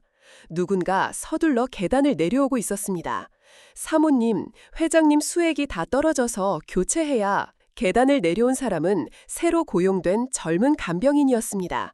그녀는 거실의 험악한 분위기에 어쩔 줄 몰라 하며 그 자리에 멈춰섰습니다. 앉으시죠. 민우가 새로운 간병인을 향해 부드럽게 말했습니다. 간병인은 망설이다가 소파 한쪽 구석에 조심스럽게 앉았습니다. 민우는 주머니에서 구겨진 종이 2장을 꺼냈습니다. 바로 2개의 상반된 결과가 담긴 유전자 검사 결과지였습니다. 지석과 서연의 눈빛이 순간 뱀처럼 교활하게 빛났습니다. 당신들 유전자 검사 결과 조작했지? 민우의 첫마디에 거실의 공기가 순간 얼어붙었습니다. 새로운 간병인은 무슨 말인지 몰라 당황했고 집사 김노인은 굳은 표정으로 상황을 지켜보고 있었습니다. 내가 다른 곳에 직접 의뢰한 결과다. 이 서류에는 회장님께서 내 어머니가 맞다고 99.999% 확실하다고 나와 있더군. 잠시 무거운 침묵이 흘렀습니다. 그때 서연의 표정이 서서히 변하기 시작했습니다. 그동안의 친근하고 따뜻했던 며느리의 모습이 조금씩 사라져가고 있었습니다. 지성 역시 마찬가지였습니다. 당황했던 표정이 점점 차갑고 오만한 그의 본래 얼굴로 돌아오고 있었습니다. 그래서 어쩌다고? 지석의 목소리가 갑자기 변했습니다. 존댓말에서 반말로 그리고 완전히 다른 싸늘한 톤으로 바뀌었습니다. 니까지 천박한 게 우리 어머니 아들이면 뭐라도 될 줄 알아? 너는 절대로 이 집안의 가족이 될 수 없어. 그는 자신의 죄를 더 이상 숨기려 하지 않았습니다. 유전자 검사 조작, 그래, 내가 했다. 그거 돈이면 다 되는 아주 간단한 일이야. 그리고 있잖아. 지석은 민우에게로 점점 가까이 다가오더니 소름 끼치는 눈을 하고 작게 속삭였습니다. 사람 하나 조용히 죽이는 것도 나한테는 아주 간단한 일이라고. 새로운 간병인이 공포에 질려 부들부들 떨기 시작했습니다. 집사 김노인은 드디어 올 것이 왔다는 듯한 표정으로 상황을 지켜보고 있었습니다. 하지만 민우는 지석의 협박에도 전혀 동요하지 않았습니다. 내가 이 유전자 검사 결과 하나만 믿고 여기를 찾아왔을 거라고 생각해? 그는 품 안에서 어젯밤 김노인에게 받은 증거물 꾸러미를 천천히 꺼내 테이블 위에 올려놓았습니다. 너희들 우리 어머니 독살하려고 했지? 민우가 새로운 간병인을 바라보며 물었습니다. 당신에게도 12시간마다 이 특별 영양수액을 교체하라고 지시했습니까? 간병인이 놀란 눈으로 고개를 끄덕였습니다. 그 수액 안에 사람을 서서히 죽이는 독이 들어 있습니다. 무슨 소리를 하는 거야, 너? 미쳤어? 서연이 발끈하며 소리쳤습니다. 미쳤냐고? 아니, 미친 건 바로 너희들이지. 민우가 단호하게 말했습니다. 나한테는 증거도 있어. 내가 그날 왜 너희 부부의 화장실에 들어갔는지 알아? 지석과 서연의 얼굴이 더욱 굳어졌습니다. 그곳 천장 환풍기 안에 너희들이 우리 어머니를 죽이려 한다는 모든 증거를 김 집사님께서 모아두셨거든. 녹음 파일, 사진, 그리고 빈 독약병까지. 거짓말! 서연이 비명을 질렀습니다. 지석이 급히 김노인을 보며 소리쳤습니다. 김 집사, 지금 당장 화장실에 가서 확인해봐. 김노인이 마지못해 2층으로 올라갔습니다. 거실에는 숨막히는 침묵이 흘렀습니다.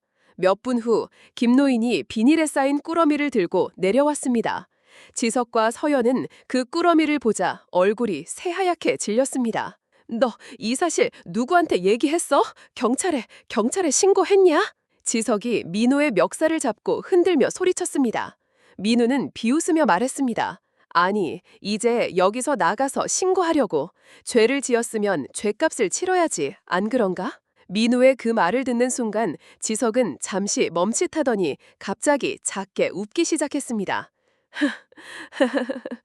처음에는 작은 웃음이었지만 그 웃음은 점점 커져갔습니다. 하하하하하하. 마침내 지석은 머리를 뒤로 젖히며 미친 사람처럼 웃어댔습니다. 그의 그 섬뜩한 웃음소리가 거실 전체에 울려 퍼졌습니다. 이런 멍청하고 순진한 새끼. 지석의 웃음이 갑자기 뚝 멈췄습니다. 그의 눈에는 완전한 광기가 서려 있었습니다. 네가 이 집에서 살아서 걸어나갈 수 있을 것 같아? 그는 주머니에서 휴대폰을 꺼내들었습니다. 여보, 미안하지만 저 여자 둘도 같이 죽어줘야겠어. 우리 비밀을 너무 많이 알아버렸거든. 새로운 간병인은 더 이상 참지 못하고 울음을 터뜨렸습니다. 지석은 익숙한 번호를 누르고 음산하게 웃었습니다. 나야. 너희 두목 좀 바꿔봐. 나 지석이다. 사람 좀 처리해야겠다. 지금 당장 우리 집으로 와. 깔끔하게, 흔적 없이. 전화를 끊은 지석이 만족스러운 표정으로 민우를 바라보았습니다. 자, 이제 30분 후면 모든 게 끝난다. 유언이라도 남길 시간은 주지. 바로 그때였습니다. 민우는 조금도 굴복하지 않았습니다. 오히려 그는 지석을 똑바로 바라보며 단호하게 말했습니다. 이 쓰레기 같은 새끼, 너 같은 놈은 이 세상에서 없어져야 해. 인연이 끝까지. 지석이 분노에 차 민우에게 달려들어 주먹을 휘둘렸습니다. 민우가 소파 아래로 굴러떨어졌고 지석은 쓰러진 그를 발로 차기 시작했습니다. 바로 그때였습니다. 쾅, 쾅, 쾅. 현관문이 거의 부서질 듯이 거칠게 울렸습니다. 벌써 왔나? 일처리 한번 빠르네. 지석이 만족스러운 표정으로 현관으로 향했습니다. 문을 여는 순간 그의 눈앞에 서 있는 것은 조폭이 아니었습니다. 강지석 씨, 당신을 살인 및 살인 교사 혐의로 긴급 체포합니다. 방탄조끼와 헬멧으로 무장한 경찰 특공대원들이 그의 눈앞에 서 있었습니다. 뭐라고? 경찰들이 눈 깜짝할 사이에 거실 안으로 들이닥쳤습니다. 그리고 지석과 서현의 손에 차가운 수갑을 채웠습니다. 이게 무슨... 지석과 서현은 이제야 모든 것을 깨달았습니다. 자신들이 완전하게 함정에 빠졌다는 사실을 말입니다. 바닥에 쓰러져 있던 민우가 천천히 몸을 일으켰습니다. 그리고 자신의 주머니에서 휴대폰을 꺼내들었습니다. 휴대폰 화면에는 통화 중이라는 표시와 함께 112라는 번호가 선명하게 찍혀 있었습니다. 민우가 아픈 배를 부여잡고 차갑게 미소 지으며 말했습니다. 잘 가라, 이 자식들아. 그 후 강지석과 오서현 부부의 추악한 범죄는 세상에 모두 드러났습니다. 이민우가 목숨을 걸고 확보한 증거들은 너무나도 명백하고 확실했습니다. 그들의 대화가 담긴 녹음 파일, 독을 섞는 장면이 찍힌 사진, 빈 독약병, 그리고 무엇보다 그들의 범죄를 입증하는 2개의 상반된 유전자 검사 결과지까지 그들은 그 어떤 변명도 할 수 없었습니다. 이 사건은 대한민국 전체를 떠들썩하게 만든 희대의 재벌가 존속 살인미수 사건으로 기록되었습니다. 언론은 연일 그들의 위선적인 과거와 악마와도 같았던 두 얼굴에 대해 대서특필했습니다. 청아그룹의 주가는 폭락했고 그들이 쌓아올렸던 부와 명예는 하루아침에 잿더미가 되었습니다. 마침내 서울중앙지방법원 대법정 최종 판결이 선고되는 날이었습니다. 법정은 방청객들로 가득 차 있었습니다. 이민우는 방청석 맨 앞자리에 집사 김노인과 나란히 앉아 담담한 표정으로 앞을 바라보고 있었습니다. 피고인 강지석, 오서현, 일어서시오. 판사의 엄숙한 목소리가 법정 안을 울려 퍼졌습니다. 수갑을 찬 채 초췌한 모습으로 일어선 두 사람의 모습은 불과 몇 달 전 세상을 호령하던 그들의 모습이라고는 믿기 힘들 정도였습니다. 판결문이 길고 길게 낭독되었습니다. 존속 살인미수, 살인교사, 증거인멸 및 조작, 조직폭력배 사주 및 협박, 그들의 죄목은 끝이 없었습니다. 이에 재판부는 피고인 강지석에게 징역 25년을, 피고인 오서현에게 징역 15년을 각각 선고한다. 땅, 땅, 땅. 정의의 의사봉이 차갑게 울려 퍼졌습니다. 안 돼! 강지석이 절규하며 바닥에 주저앉았습니다. 오서현 역시 비명을 지르며 울부짖었지만 법정의 판결은 이미 끝난 후였습니다. 그들은 자신들이 저지른 죄의 대가를 차가운 감옥 안에서 평생을 곱씹으며 살아가게 될 것이었습니다. 법정을 나오는 민우의 어깨 위로 따스한 가을 햇살이 쏟아져 내리고 있었습니다. 그는 하늘을 올려다보며 깊은 숨을 내쉬었습니다. 이제 정말로 모든 것이 끝났습니다. 길고 길었던 악몽이 마침내 막을 내린 것이었습니다. 하지만 그에게는 아직 더 중요하고 또한 더 소중한 숙제가 남아 있었습니다. 바로 기적처럼 다시 만난 어머니와 새로운 삶을 시작하는 것이었습니다. 모든 재판이 끝나고 저택에 다시 평화가 찾아왔을 무렵 기적과도 같은 일이 일어났습니다. 몇 달간 깊은 혼수 상태에 빠져 있던 한은수 회장이 마침내 아주 서서히 의식을 되찾기 시작한 것입니다. 처음에는 눈꺼풀이 미세하게 떨리는 정도였지만 며칠이 지나자 그녀는 희미하게나마 눈을 뜰 수 있게 되었습니다. 그리고 마침내 그녀의 입에서 아주 작지만 분명한 첫 마디가 흘러나왔습니다.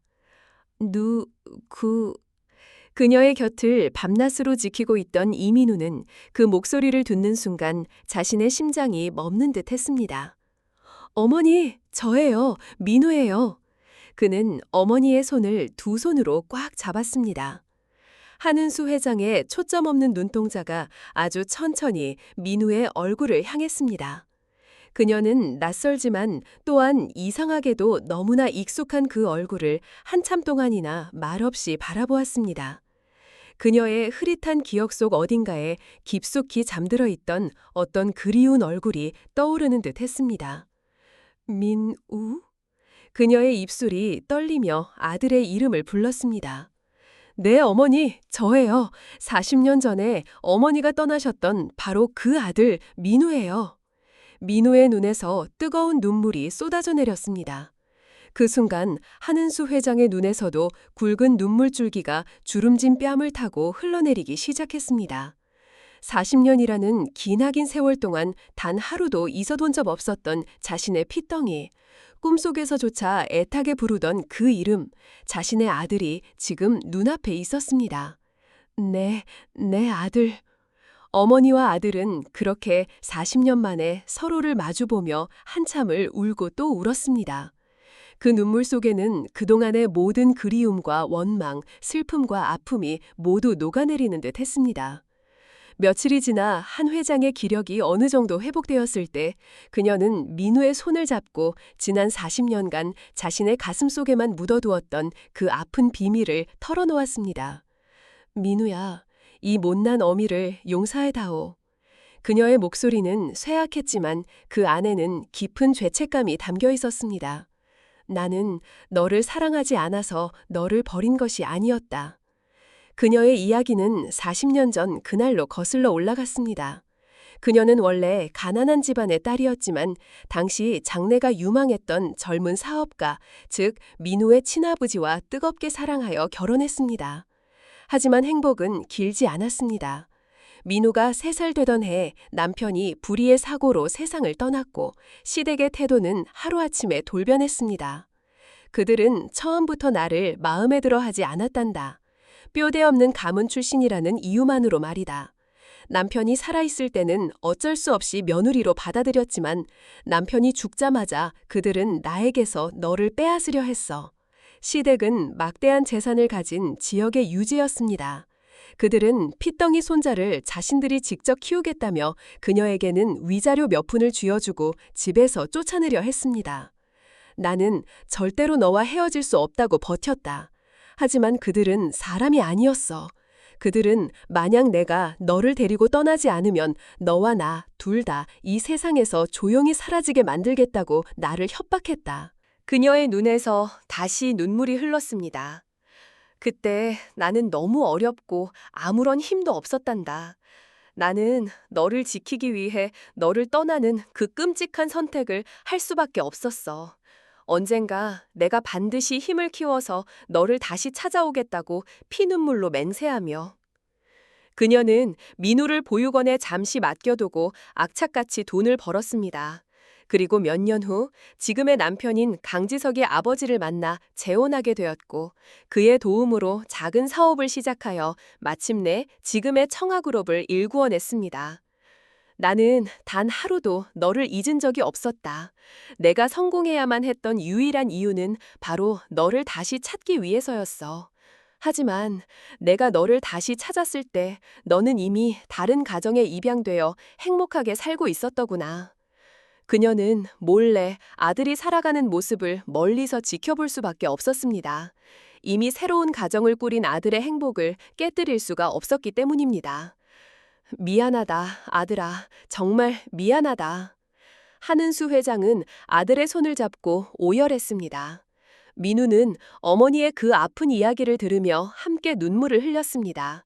40년간 어머니를 원망했던 자신의 어리석음이 너무나도 부끄럽고 죄스러웠습니다. 아닙니다, 어머니. 괜찮아요.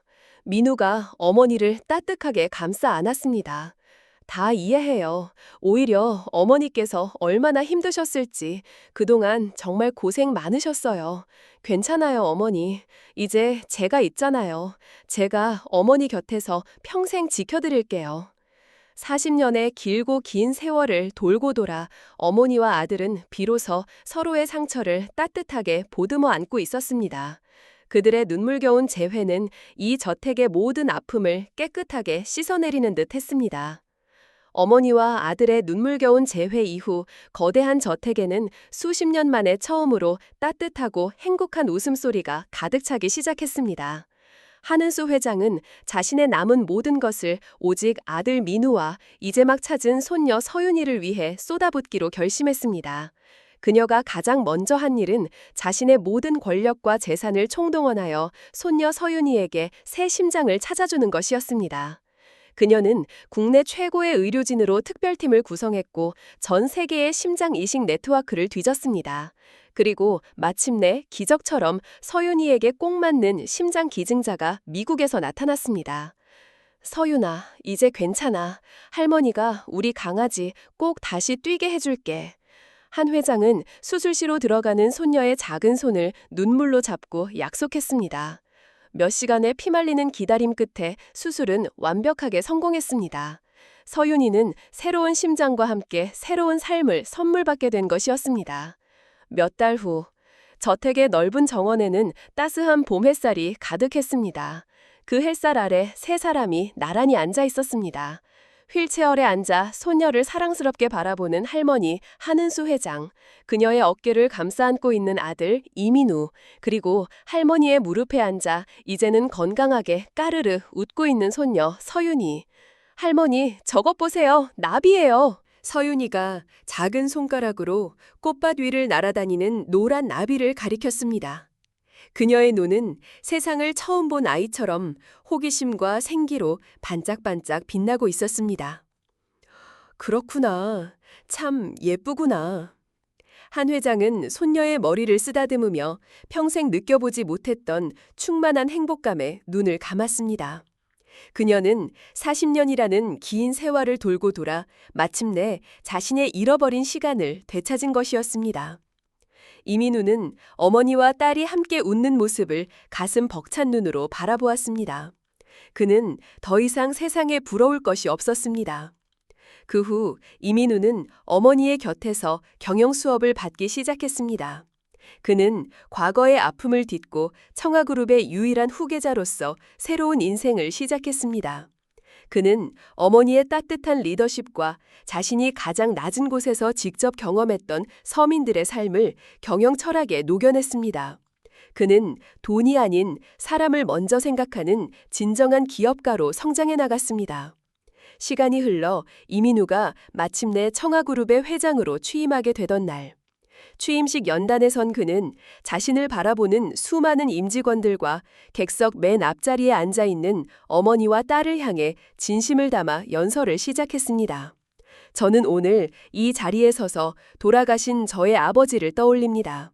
그리고 저를 낳아주시고 지켜주신 위대한 저의 어머니를 생각합니다. 두 분께서 저에게 물려주신 가장 위대한 유산은 돈이나 명예가 아니었습니다. 그것은 어떤 시련 속에서도 결코 포기하지 않는 용기, 그리고 나보다 약한 사람을 보듬을 줄 아는 따뜻한 사랑이었습니다. 그의 연설에 뜨거운 박수 소리가 터져나왔습니다. 저는 그 위대한 유산을 이어받아 우리 청아그룹을 이 사회의 빛과 소금이 되는 따뜻한 기업으로 만들어 나가겠습니다. 감사합니다. 연설을 마친 그는 연단에서 내려와 가장 먼저 어머니의 휠체어 앞에 한쪽 무릎을 꿇었습니다.